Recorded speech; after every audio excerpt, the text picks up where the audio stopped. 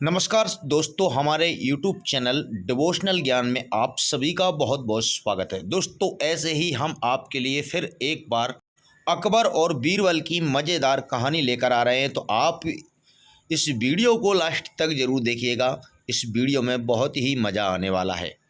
तो दोस्तों, बुद्धि से भरा घड़ा।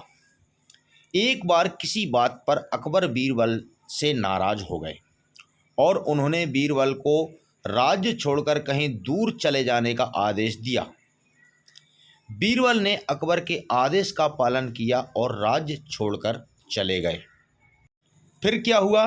कुछ समय बीतने के बाद अकबर को बीरबल की याद आने लगी।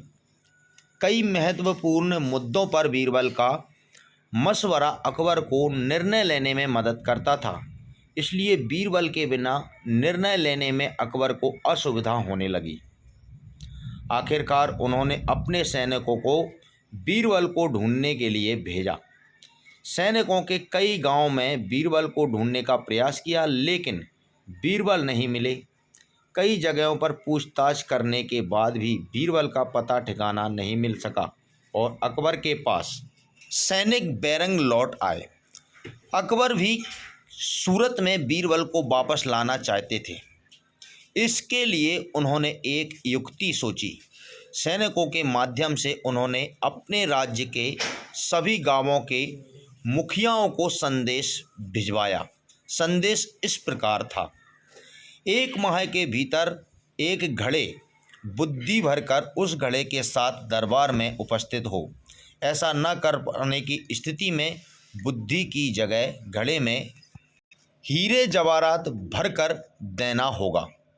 अकबर का ये संदेश सैनिकों द्वारा गांव-गांव में प्रसारित किया गया। एक गांव में बीरबल भेष बदलकर एक किसान के खेत पर काम किया करते थे। जब उस गांव में मुखिया को अकबर का ये संदेश मिला तो वो चिंतित हो उठा। उसने गांव के लोगों की सभा बुलाई। बीरबल भी उस सभा में उपस्थित हुआ। गांव के मुखिया ने अकबर का संदेश गांव वालों को दिया तो सभी सोच में पड़ गए। तब बीरबल ने मुखिया से आग्रह किया, महाशय, आप मुझे एक घड़ा दे दें, मैं उसे 3 महीने के अंत तक उसे बुद्धि से भर दूंगा। मुखिया के पास और कोई चारा नहीं था। उसने एक घड़ा बीरबल को दे दिया। बीरबल वह घड़ा लेकर किसान के उस खेत पर चला गया जहां वह काम किया करता था। वहां उसने कद्दू उगाए थे। उनमें से ही एक छोटे से कद्दू को उठाकर उसने घड़े में डाल दिया। कद्दू अब भी अपनी बेल से लगा हुआ था। बीरबल उस कद्दू को नियमित रूप से खाद पानी देने लगा और उसकी अच्छी तरह से देखभाल करने लगा, जिससे धीरे धीरे कद्दू बढ़ने लगा। कुछ दिनों बाद कद्दू का आकार इतना बड़ा हो गया कि उसे घड़े से बाहर निकाल पाना भी मुश्किल हो गया। कुछ दिन और बीतने के बाद जब कद्दू का आकार घड़े के आकार में जितना बड़ा हो गया था, तब बीरबल ने उसे उसकी बेल से काटकर अलग किसी घड़े का मुंह कपड़े से ढकने के बाद वह गांव के मुखिया के पास पहुंचा और वह घड़ा उसे देते हुए बोला, यह घड़ा बादशाह अकबर को दे देना और उनसे कहना कि इसमें बुद्धि भरी है।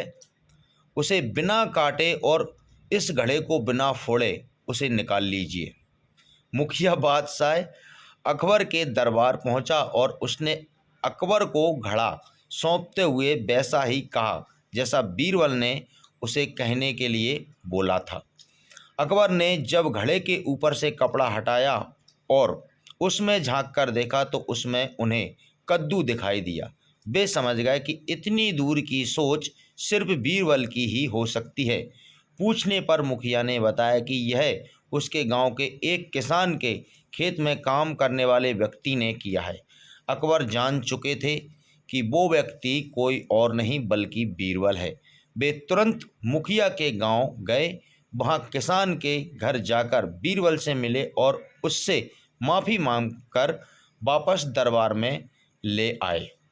इसलिए दोस्तों, सीख है, हर समस्या का कोई ना कोई हल अवश्य होता है।